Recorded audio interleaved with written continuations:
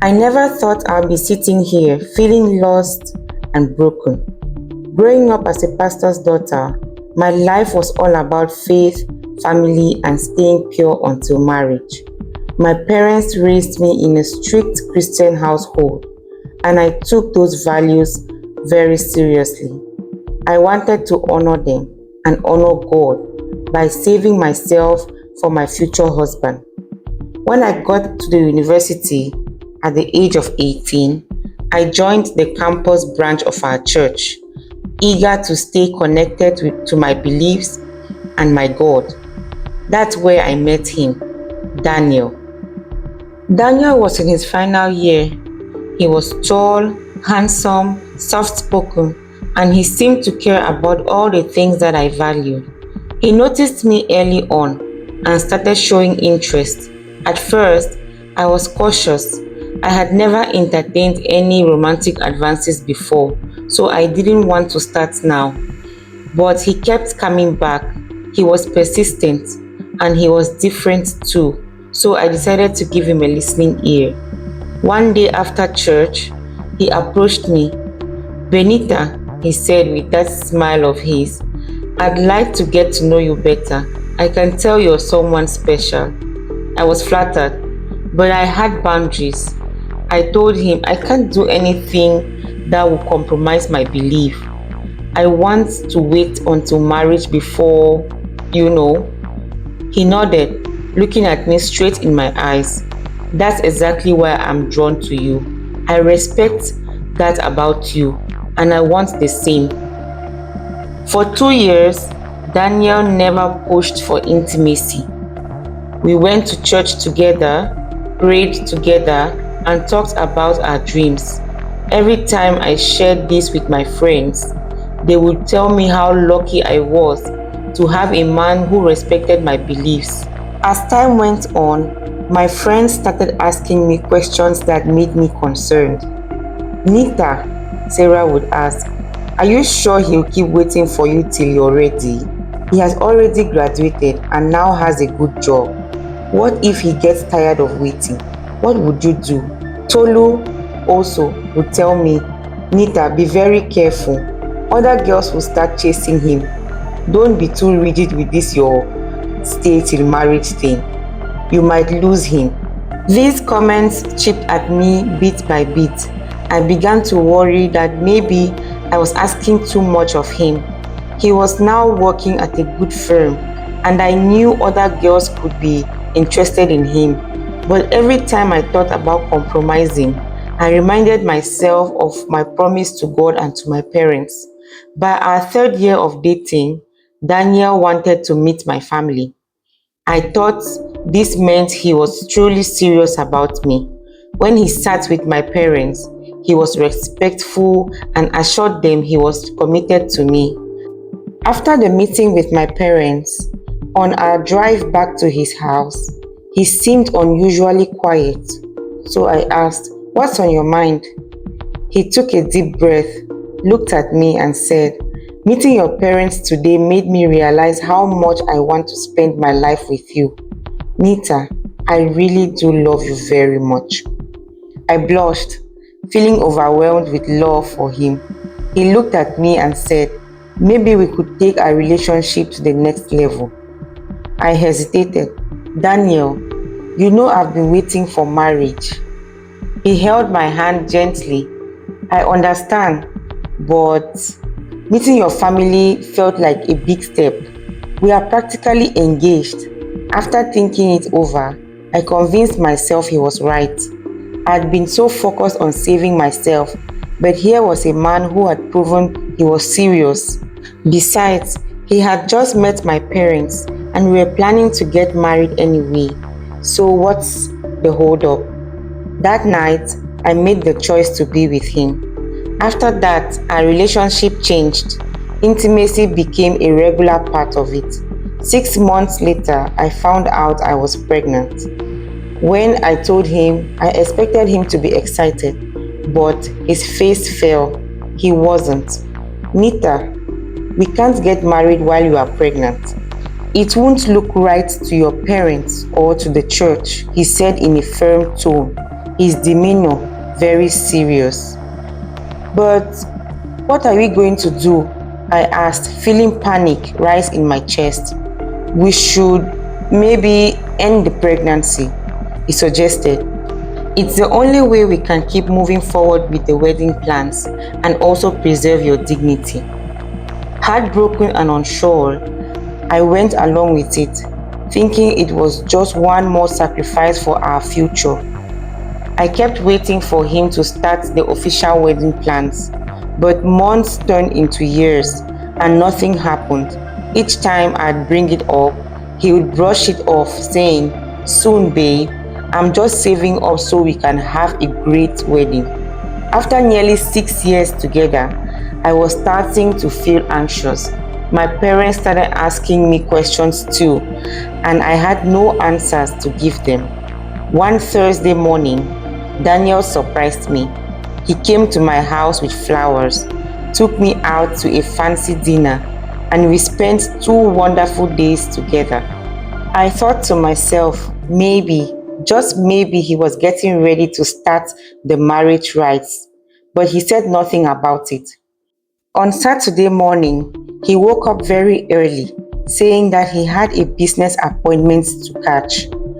I woke up with him, helped him to pack his bag, made breakfast, and even kissed him goodbye, with plans of meeting him again once he comes back from his trip.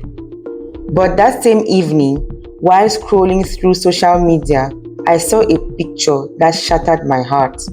One of Daniel's friends had posted a picture of him dressed in a suit, standing next to another woman in a wedding dress.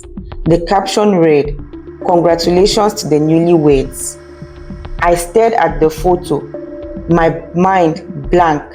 This couldn't be real. Desperate for answers, I called the said friend, and he confirmed it. Daniel had married someone else that very day. "But he just left my house this morning," I whispered to myself, trying to make sense of it all. I felt like my world was crashing around me. The shock of everything made me numb. I couldn't believe it. What kind of betrayal is this?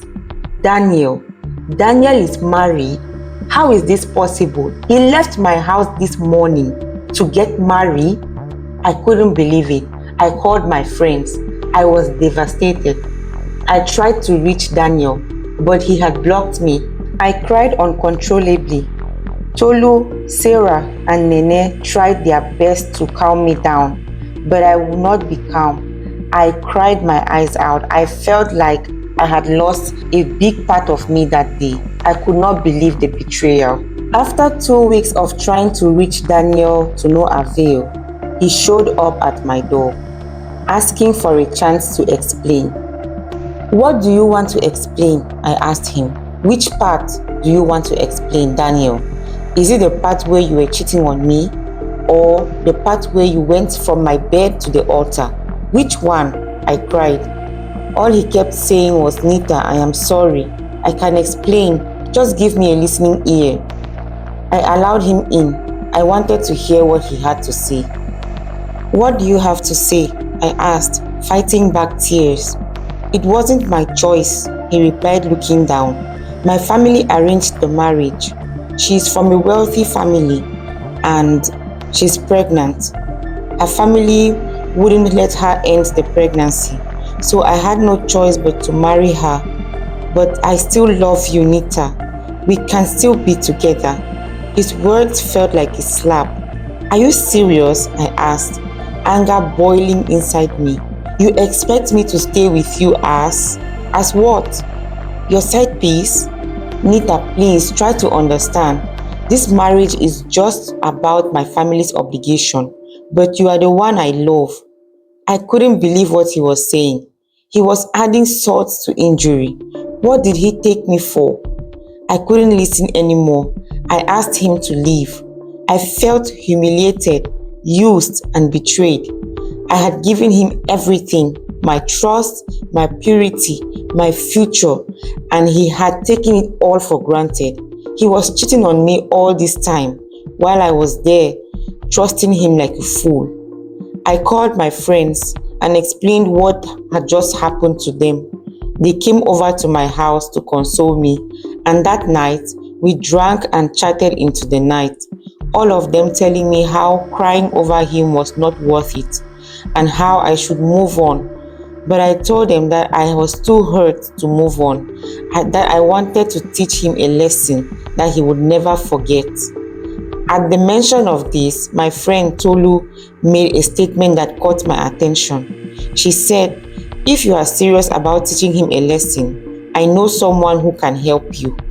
Okay, this is going too far, Nene said, trying to close the topic.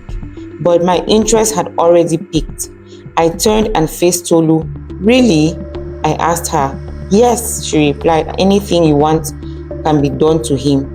You just need to visit my papa." 3 days after, Tolu and I went to see her papa. When we got there, we met a lean-looking man wearing a white robe and tying a white scarf. There was a table in front of him which was also dressed in a white cloth with a calabash on the table. The papa asked us what we wanted the spirit to do for us, and Tolu began to explain all that I had been through and how that I wanted payback for what Daniel had done to me. The man just smiled and asked me if I wanted to end Daniel's life. I said no. Instead, I wanted him to make sure that Daniel never has kids, because he had asked me to end my own pregnancy, only for him to later on make pregnancy the reason why he was marrying another lady. The papa told me that this was a very easy request. The only thing I needed to do was to bring Daniel's wife's underwear. I was surprised. I told him I did not know how to get that because I did not even know where Daniel lived with his new wife. But he told me that if I really wanted him to grant my request, I had to figure things out for myself. 2 days after our visit to Papa's temple, I called Daniel and asked for a meeting at our favorite restaurant. When he came, I told him that I had thought through the explanation that he gave me, and I now understand that he did not mean to hurt me. I also told him that I still love him and I did not mind continuing to be his girlfriend as long as he promised to show me love. He could not believe his ears. He was happy that all was now sorted. From the restaurant, we went back to my house where we were intimate. 1 week after our relationship restarted, I asked Daniel if I could come see his new house. He was hesitant, but I convinced him that we were now friends, and at least as friends, it was good for me to know his new house and his wife's face so that I could make sure that I avoid her. He was still hesitant for a while, but after reassuring him that I would never come to his house unannounced, he agreed. One day, when his wife had gone to work, he sent me his address and I visited his place. It was a very beautifully decorated home, and her feminine touch was very evident. As I looked through the house, I came across their enlarged wedding picture, and envy boiled within me. I turned around to face him with a fake smile on my face. I asked him to get me a glass of water. When he went to the kitchen to get the water, I took a picture of the lady from their album, which was on the TV shelf. He entertained me for about an hour, and then it was time to leave. On our way out, I noticed that there were some clothes dried on the line outside, and fortunately, one had fallen down. I asked him if these were their clothes, and he replied yes. When I pretended to help him pick the fallen cloth, I saw what I was looking for, the lady's underwear. I quickly picked it and put in my bag and smiled with relief. This visit was a good one, I said, joy evident in my voice. Daniel answered yes, without even knowing what I was talking about. The next day, I went to see Papa, and he performed the ritual on the items. He told me that the picture I had brought would make the charm more potent. As part of the ritual, Papa and I went to a river where I took a bath with a live cock while Papa was making chants in a strange language. 2 weeks after the ritual, Daniel called to tell me that his wife had lost her pregnancy. Tolu and I were very excited. We laughed hard, mocking Daniel with our facial gestures while I pretended to console him over the phone. Since then, it's been 2 years now, and the wife keeps losing all her pregnancies. They've been to countless hospitals, and the results keep saying that nothing is wrong with her. Recently, I met another guy who lives in Europe. He's extremely gentle, loving, and he wants to marry me. Our traditional marriage is in 3 weeks. In light of my newfound happiness, I decided to go and undo what I did to Daniel's wife so that I could also start my marriage with a clean heart. But what the Papa told me has kept me up at night since then. He told me that what I did can only be undone if I bring Daniel's wife to his shrine for her to take a bath at that same river with a live cock. He also told me that as long as the spell is active, I too would never be able to conceive because the charm is meant to keep my womb empty so that Daniel's wife's womb can also be empty. Now I am scared and I'm panicking. How am I supposed to keep a happy marriage without kids? I have seen what childlessness has done to Daniel's marriage, and I dread having the same experience in my own home. Also, how do I bring myself to confess this to Daniel or my family? I need help. I need another way out. My family will be devastated if they hear that I was able to do such a thing, especially my father, who is a pastor.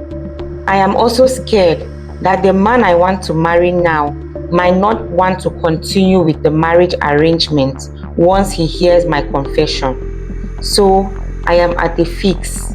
Please give me your advice. What should I do? What would you do if you were in my position? So guys, kindly leave your advice and opinions in the comments section for Benita or anyone going through similar situation. Also let us know, would you have reacted the same way if you were in her shoes? Would you have taken things this far? We would really love to read your thoughts. Also, do not forget to like, share, subscribe, and come back for more stories. Thank you so much for watching to this point, and see you in the next video. Stay safe. Bye.